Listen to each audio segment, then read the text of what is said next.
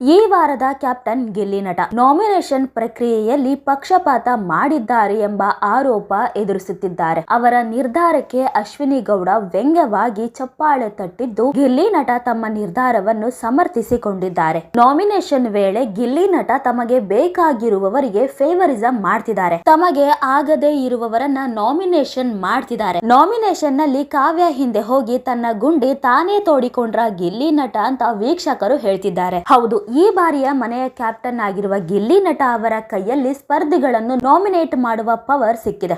ಇನ್ನು ಈ ನಾಮಿನೇಷನ್ ಪ್ರಕ್ರಿಯೆಯಲ್ಲಿ ಗಿಲ್ಲಿ ನಟ ಪಕ್ಷಪಾತ ಮಾಡಿರುವುದು ಕೇಳಿ ಬಂದಿದ್ದು, ಕ್ಯಾಪ್ಟನ್ ನಿರ್ಧಾರಕ್ಕೆ ಚಪ್ಪಾಳೆ ತಟ್ಟುವ ಮೂಲಕ ಅಶ್ವಿನಿ ಗೌಡ ವ್ಯಂಗ್ಯ ಮಾಡಿದ್ದಾರೆ.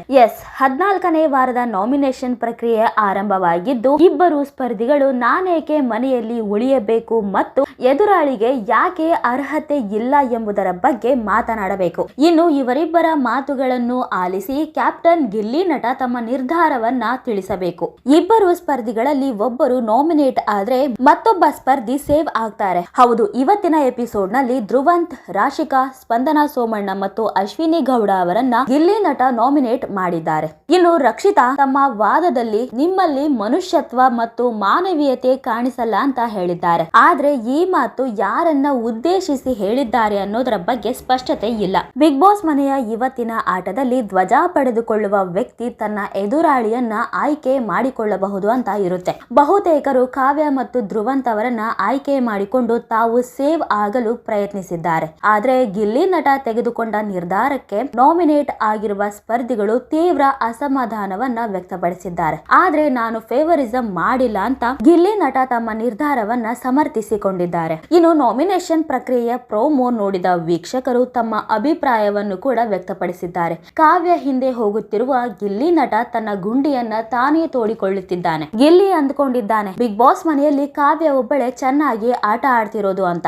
ಆದ್ರೆ ಅವನಿಗೇನು ಗೊತ್ತು, ಕಾವ್ಯ ಒಬ್ಬಳು ಜಂಬದ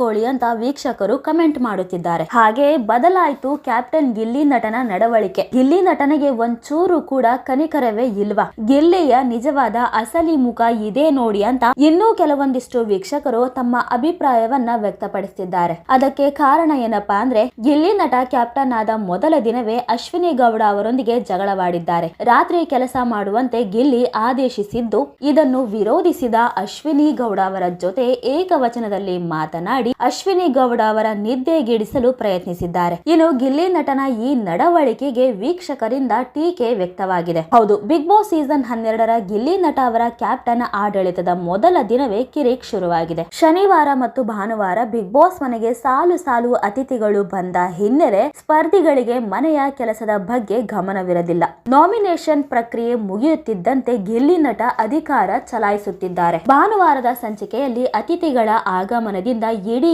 ಮನೆಯ ಸದಸ್ಯರು ಸುಸ್ತಾಗಿದ್ದರು. ಇನ್ನು ಕ್ಯಾಪ್ಟನ್ ಗಿಲ್ಲಿಯೇ ಸಾಕಾಯಿತು ಅಂತ ನಿಟ್ಟುಸಿರು ಬಿಟ್ಟಿದ್ದರು. ಗಿಲ್ಲಿ ಸೇರಿದಂತೆ ಎಲ್ಲಾ ಸ್ಪರ್ಧಿಗಳು ವೀಕೆಂಡ್ ಸಂಚಿಕೆಯಿಂದ ಸುಸ್ತಾಗಿದ್ದರು. ಈ ಕಾರಣದಿಂದ ಅಶ್ವಿನಿ ಗೌಡ ತಮ್ಮ ಕೆಲಸವನ್ನ ಬೆಳಗ್ಗೆ ಮಾಡ್ತೀನಿ ಅಂತ ಹೇಳಿದ್ದಾರೆ. ಇನ್ನು ರಾತ್ರಿಯ ಎಲ್ಲಾ ಕೆಲಸ ಮುಗಿಸಬೇಕು ಅಂತ ಗಿಲ್ಲಿ ನಟ ಆದೇಶಿಸುತ್ತಿದ್ದಂತೆ ಅಶ್ವಿನಿ ಗೌಡ ನನ್ನಿಂದ ಆಗಲ್ಲ ಅಂತ ಹೇಳ್ತಾರೆ. ಇದೇ ವೇಳೆ ಅಶ್ವಿನಿ ಗೌಡ ಅವರನ್ನ ಏಕವಚನದಿಂದ ಮಾತನಾಡಿಸಲು ಗಿಲ್ಲಿ ನಟ ಶುರು ಮಾಡ್ತಾರೆ. ಇದರಿಂದ ಕೆರಳಿ ಕೆಂಡವಾದ ರಾಜಮಾತೆ ಕೆಲಸ ಮಾಡಲ್ಲ, ಅದೇನ್ ಮಾಡ್ತೀಯಾ ಮಾಡ್ಕೋ ಹೋಗು ಅಂತ ಮಲಗೋಕೆ ಹೋಗ್ತಾರೆ. ಅಷ್ಟಕ್ಕೆ ಸುಮ್ಮನಾಗದ ಗಿಲ್ಲಿ ನಟ, ಅದು ಹೇಗೆ ನೀವು ನಿದ್ದೆ ಮಾಡ್ತೀರಾ ನಾನು ಕೂಡ ನೋಡ್ತೀನಿ ಅಂತ ಅಶ್ವಿನಿ ಗೌಡ ಅವರಿಗೆ ಕಿರಿಕಿರಿಯನ್ನುಂಟು ಮಾಡಲು ಮುಂದಾಗಿದ್ದಾರೆ. ಮಲಗಿದ್ದ ಅಶ್ವಿನಿ ಗೌಡ ಅವರ ಬಳಿ ಹೋಗಿ ಚಮಚದಿಂದ ತಟ್ಟೆ ಬಾರಿಸುವ ಮೂಲಕ ನಿದ್ದೆ ಮಾಡದಂತೆ ತಡೆಯುವ ಪ್ರಯತ್ನವನ್ನು ಕೂಡ ಗಿಲ್ಲಿ ನಟ ಮಾಡಿದ್ದಾರೆ. ಇನ್ನು ಈ ವಿಡಿಯೋ ನೋಡಿದಂತಹ ವೀಕ್ಷಕರು ಕ್ಯಾಪ್ಟನ್ ಆಗ್ತಿದ್ದಂತೆ ಗಿಲ್ಲಿ ಅವರಿಗೆ ಕೊಂಬು ಬಂದಿದೆಯಾ ಅಂತ ಪ್ರಶ್ನೆ ಮಾಡ್ತಿದ್ದಾರೆ. ಇನ್ನು ಜಗಳದ ಸಂದರ್ಭದಲ್ಲಿಯೂ ಅಶ್ವಿನಿ ಗೌಡ ಅವರಿಗೆ ಕ್ಯಾಪ್ಟನ್ ಆಗಿ ತೋರಿಸಮ್ಮ ಅಂತ